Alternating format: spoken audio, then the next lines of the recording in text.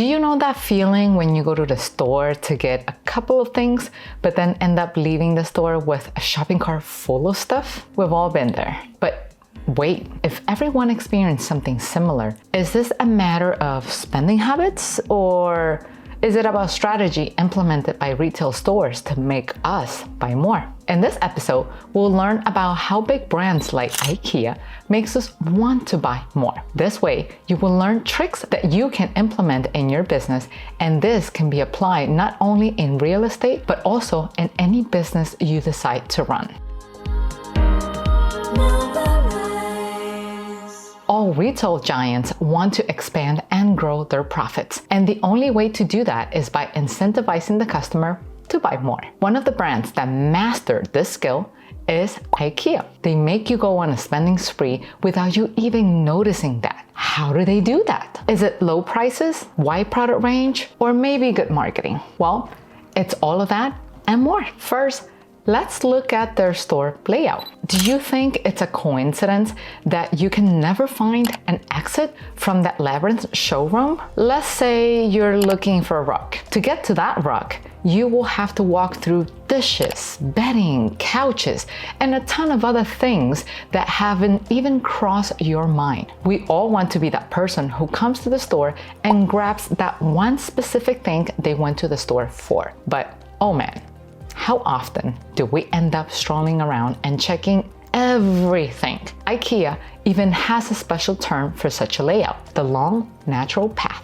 It's a deliberate design that forces you to walk through the entire store and pass every single product. Normally, retailers design their stores with 3 goals in mind: make it easy to navigate, create a simple floor plan, and give enough space and exposure to products. IKEA breaks all the rules, but they definitely know what they're doing. If you think about it, normally customers see only 1/3 of all the items at a retail store, whereas in IKEA's jungle, they have no other choice but to check out the full product range. And while many say that this layout is intended to confuse shoppers, the customers themselves don't always get mad, and some even claim that they could spend the rest of their lives there. Okay, now this is interesting. The retailer wants you to buy more, and no one actually likes to spend more. Most people don't really enjoy shopping at IKEA, but they still come back to the store. This sounds like a toxic relationship full of contradictions. So what is the secret then? Long story short, psychology and meatballs.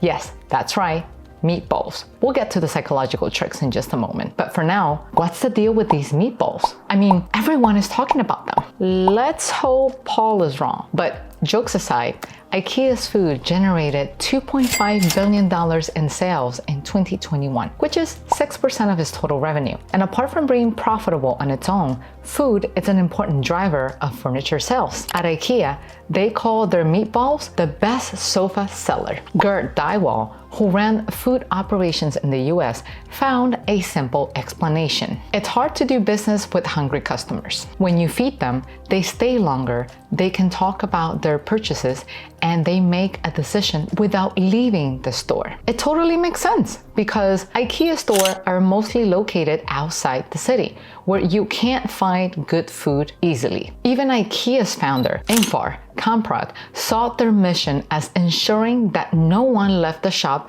because of thirst and hunger. And by simply adding a restaurant and a cafeteria, they avoid losing customers and improve the overall shopping experience. Now, the most surprising part is that 30% of IKEA's food customers come to the store just to eat, even though we all know that IKEA is a furniture store. And believe it or not, IKEA is the 6th largest food chain in the world. But of course, it's not just the meatballs that make you spend more, it's the product themselves. IKEA knows human psychology and knows how to make you buy things you didn't even need unless you did need them. Whether it was a kitchen rug, a cool mug, or a candle, we all got things we didn't plan to buy when we entered the store. In fact, Professor Alan Penn from University College London estimates that around 60% of everything people buy at IKEA isn't actually on their shopping list in the first place. These are just impulsive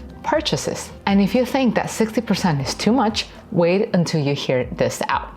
80% of our buying decisions are actually based on emotions. And these are the words of IKEA's creative director, Richard Lagraw. Now, let's look at this statement from another point of view. If there was no psychology behind the brand, IKEA would only generate 20% of its current sales. Crazy, right? Besides the obvious hack, like ending prices at $99, IKEA uses many other advanced tricks. For example, have you noticed that there are no working clocks or windows in IKEA stores? Yeah.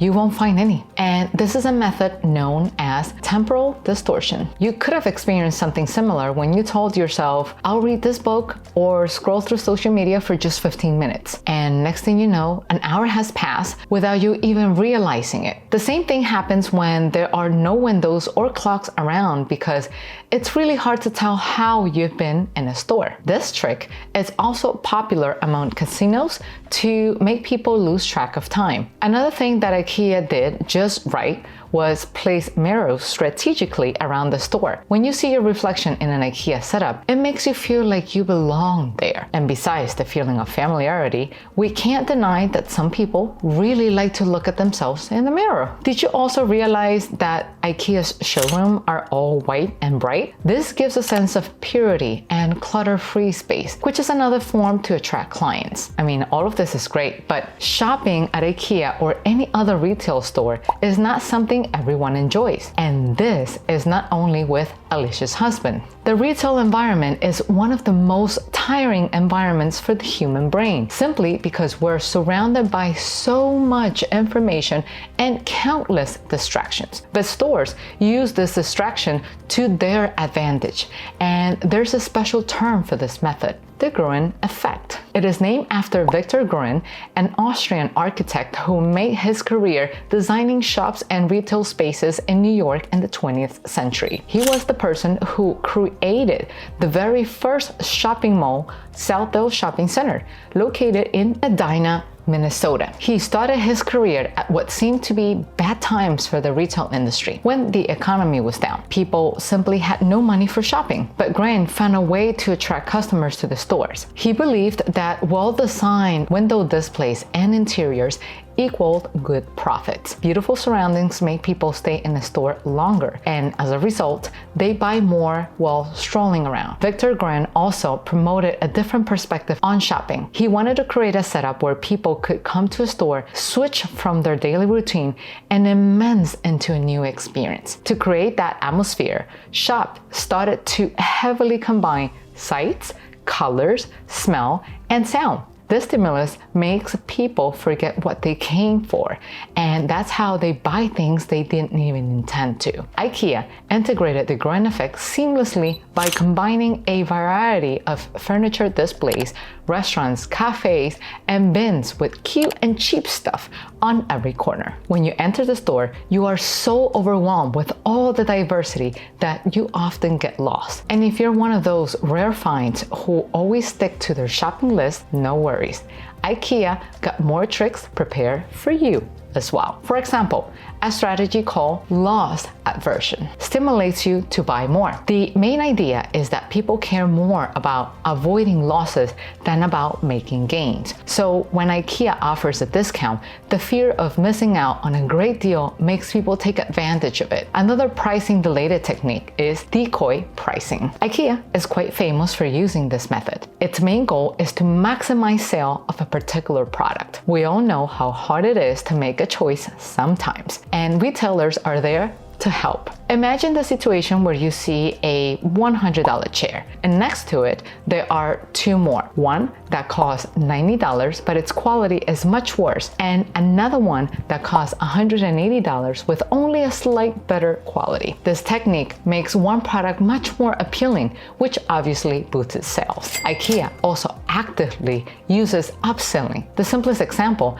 are the container bins that you can see literally in every corner of the store. You get everything and anything piled up at a good price. That in itself makes you want to buy more. And that, combined with the low prices on the products placed on these bins, reinforces the idea that IKEA offers great deal. Well, okay, if customers spend more than they expect, then the impression of the store could be a negative one. How did IKEA get around that? Simple, by applying the peek and rule. Have you noticed that the cafe is located right after the checkout counters? Isn't that a great idea to naturally guide tired customers to a place with good coffee and cheap pastry? Even if you don't enter the coffee shop, you will leave the store remembering the smell of cinnamon, sugar, coffee, and freshly baked goodies. This is a perfect ending to a shopping trip. The concept of the peek and roll supposes that people recall experiences based on peak moments, whether those are good or bad. And clients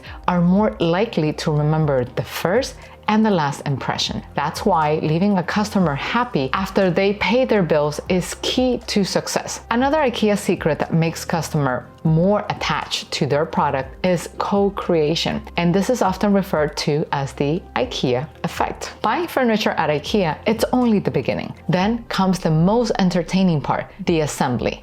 And even though people often say that it is a real pain, studies show that humans tend to value something more if they put some effort into it. In simple terms, labor leads to love. However, even here, IKEA decided to cover the needs of more clients and acquire TaxRabbit, an app that helps you easily find a trusted contractor who can assist you with furniture assembly, home repairs, cleaning, and more. People have mixed opinions about IKEA's psychological tactics. Some agree that it is a clever marketing strategy, while others see it as manipulative. An analyst, Jane McQuivey, summarized the IKEA phenomenon. IKEA's success is a testament to their ability to use psychology to influence their customers' behavior. Whether you like it or not, IKEA's strategy is effective and it drives growth. Today, there are 460 stores in 62 markets.